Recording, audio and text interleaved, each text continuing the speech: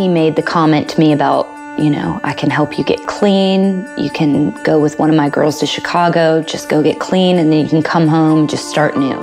So we were in Chicago for a little while, and I got clean, and then we went back to Myrtle Beach.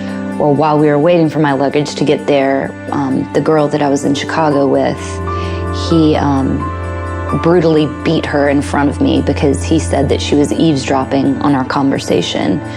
And it literally put the fear of God in me.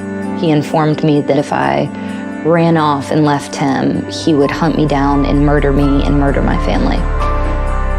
I was so terrified of this man. I mean, if he said jump, I'd say how high. He said that I had the personality to bring girls home to him and that they trusted me because I looked like an all-American white girl. And he turned on an iron that you iron your clothes with, and he said that he was gonna beat me in the face with it if I didn't tell him why there was not a girl in his kitchen, why I didn't bring someone home for him that night. There were certain rules that we had to follow. We had to try to make over $1,000 a night for him. We weren't allowed to have cell phones. We weren't allowed to go home.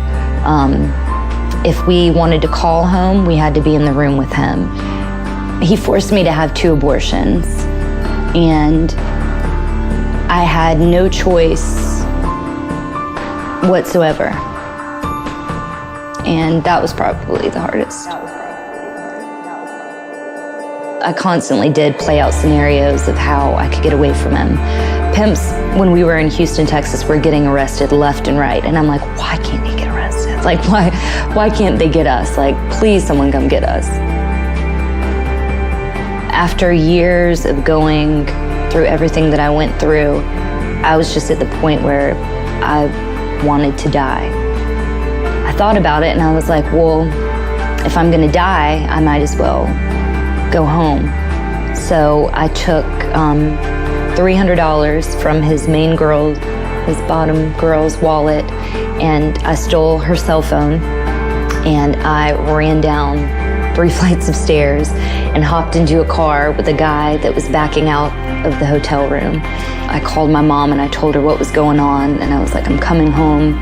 And she called the police for me, and the police came and escorted me to the airport. I felt like I was a charity.